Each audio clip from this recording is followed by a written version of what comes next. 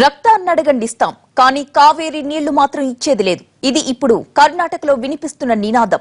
తమిళనాడుకు మరిన్ని కావేరీ జలాలు ఇవ్వాలన్న సుప్రీంకోర్టు తీర్పుతో బెంగళూరు భగ్గున మండింది.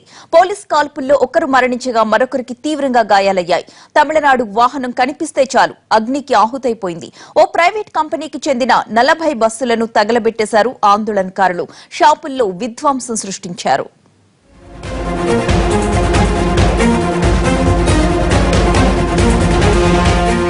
నీరు నిప్పుగా మారటం అంటే ఇదేనేమో. కావేరీ జలాల కోసం పొరుగు రాష్ట్రాలైన కర్ణాటక, తమిళనాడు మధ్య యుద్ధ వాతావరణం నెలకొంది. సుప్రీంకోర్టు తీర్పుతో అది మరింత రాజుకుంది. మరికొన్ని రోజుల పాటు తమిళనాడుకు నీరు ఇవ్వాలని సుప్రీంకోర్టు చెప్పడంతో మాండ్యా జిల్లా నుంచి ఆందోళన రాజధాని నగరం బెంగళూరుకు చేరుకుంది. బెంగళూరు మైసూరు జాతీయ రహదారిపై ఆందోళనకారులు బీభత్సం సృష్టించారు. కర్ణాటకలో ఎక్కడ చూసినా ఆందోళనకారుల విధ్వంసమే కనిపిస్తోంది. తమిళనాడు రిజిస్ట్రేషన్ ఉన్న ఒక్క వాహనాన్ని కూడా వదిలిపెట్టలేదు. కార్లు, బస్సులు, లారీలు టీఎన్ నెంబర్ ప్లేట్తో కనిపిస్తే చాలు నిప్పు పెట్టారు. ఓ కారును అడ్డగించిన ఆందోళనకారులు తమ ప్రతాపం అంతా చూపించారు.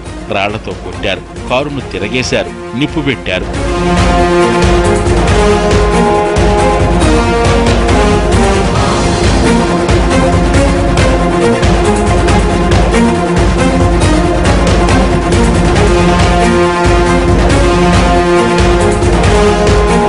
బెంగళూరులో ఓ ప్రైవేటు కంపెనీకి చెందిన 40 బస్సులను ఆందోళనకారులు తగులబెట్టారు. తమిళనాడుకు చెందిన ఈ ప్రైవేటు ట్రావెల్ కంపెనీ బస్సులను ఆపి ఉంచిన చోట కొందరు ఆందోళనకారులు పెట్రోల్ చల్లి నిప్పు పెట్టారు. దీంతో మంటలు ఒక బస్సు నుంచి మరో బస్సుకు వ్యాపించి 40 బస్సులు తగలబడ్డాయి.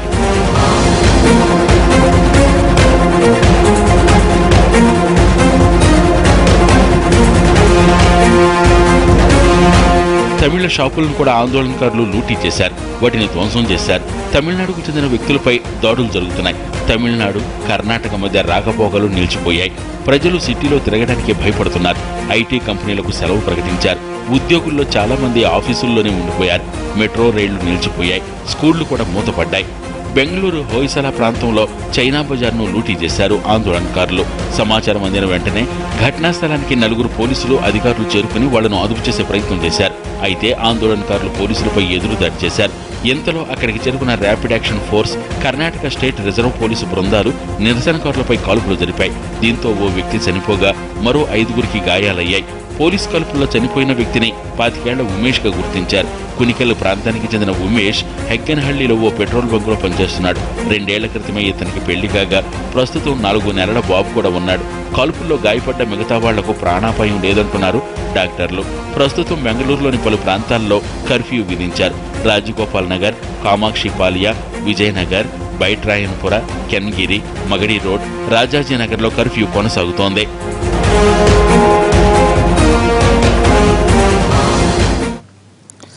కర్ణాటకలో జరుగుతున్న విధ్వంసం సెగలు తమిళనాడును తాకాయి. తమ వారిపై దాడులు జరుగుతుండటంతో తమిళ తంబిలు రెచ్చిపోతున్నారు. కర్ణాటకకు చెందిన వాహనాలను తగలబెట్టారు, ఆస్తులను ధ్వంసం చేశారు. కావేరీ నదీ జలాల పంపిణీపై కర్ణాటక, తమిళనాడు రాష్ట్రాల మధ్య వివాదం మరింతగా ముదిరిపోయి హింసాత్మకంగా మారింది. 2 రాష్ట్రాల మధ్య ఉద్రిక్తతలు తారాస్థాయికి చేరాయి. నిన్న ఇరు రాష్ట్రాల్లోనూ అవతలి రాష్ట్రానికి చెందిన ఆస్తులు, పౌరులు లక్ష్యంగా పెద్ద ఎత్తున దాడులు జరిగాయి.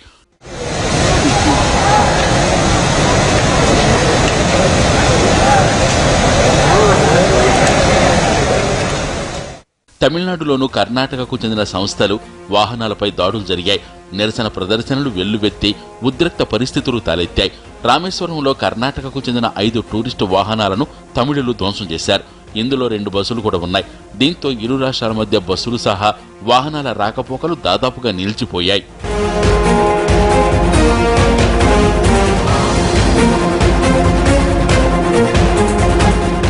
చెన్నైలోని న్యూ వుడ్లాండ్స్ హోటల్పై ఆందోళనకారులు దాడి చేసి ధ్వంసం చేశారు. హోటల్పై పెట్రోల్ బాంబు విసిరారు. కర్ణాటకలో తమ వారిపై దాడులు జరిగితే తాము దాడులకు తెగబడతామని కరపత్రాలను విసిరి వెళ్లారు. ఈ హోటల్ కర్ణాటకకు చెందిన వారిది. ఈ ఘటనలో పోలీసులు 10 మందిలో 4గురిని అరెస్టు చేశారు. ఈ హింసకు మీరంటే మీరు కారణమంటూ 2 రాష్ట్రాలకు చెందిన వివిధ పార్టీలు, సంస్థల నాయకులు ఎదుటి రాష్ట్రంపై విమర్శలు ఎక్కువబెట్టాయి. తమ రాష్ట్ర ప్రజలపై దాడులు చేస్తే సహించేది లేదని కొందరు హెచ్చరికలు జారీ చేశారు. దీంతో తమిళనాడులో పలువురు నటులకు భద్రత పెంచారు. కన్నడ నేపథ్యం ఉన్న నటులపై దాడులు జరిగే ప్రమాదం ఉండడంతో ముందు జాగ్రత్తగా రజనీకాంత్, ప్రభుదేవ, రమేష్ అరవింద్, బాబీ సింహాలకు పోలీసులు రక్షణ కల్పించారు. కావేరీ చిచ్చు కర్ణాటక, తమిళనాడు రెండు రాష్ట్రాలను కూడా కుదిపేస్తోంది. రెండు రాష్ట్రాల్లో విధ్వంసం జరుగుతోంది. దీంతో ఇద్దరు ముఖ్యమంత్రులు పరస్పరం లేఖలు రాసుకున్నారు. తమ ప్రజలకు ఎలాంటి నష్టం జరగకుండా చూడాలని కోరారు. మరోవైపు కేంద్రం కూడా రంగంలోకి పూర్తి సాయం అందించేందుకు సిద్దమని ప్రకటించింది. తాజా పరిణామాలపై ఈ రోజు అత్యవసరంగా కర్ణాటక మంత్రివర్గం సమావేశం కానుంది.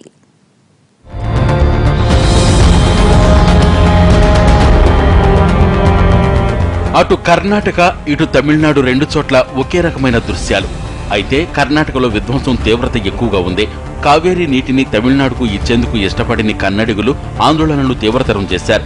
బెంగళూరులో భారీ విధ్వంసం జరిగింది. దాదాపు 100 బస్సులను ఆందోళనకారులు తగులబెట్టారు.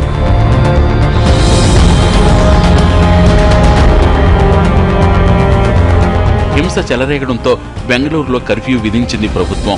కావేరీ నదిపై గల 4 జలాశయాల చుట్టుపక్కల 144 సెక్షన్ విధించారు. బెంగళూరులో 20,000 మందితో భద్రతను కల్పిస్తున్నారు. కేంద్ర ప్రభుత్వం కూడా 10 కంపెనీల ర్యాపిడ్ యాక్షన్ ఫోర్సును పంపించింది. ఆందోళనలపై రెండు రాష్ట్ర ప్రభుత్వాలు పరస్పరం లేఖలు రాసుకున్నాయి. కర్ణాటకలో హింస ఆందోళనకరంగా ఉందని, తమిళ ప్రజలు వారి ఆస్తులకు రక్షణ కల్పించాలని తమిళనాడు సీఎం జయలలిత కర్ణాటక ముఖ్యమంత్రికి లేఖ రాశారు. కర్ణాటక సీఎం సిద్దరామయ్య సైతం అంతకు కొన్ని గంటల ముందే అదే తరహా లేఖను జయలలితకు రాశారు. తమిళనాడులో కర్ణాటక ప్రజలకు పూర్తి భద్రత కల్పిస్తామని జయ తన లేఖలో హామీ ఇచ్చారు.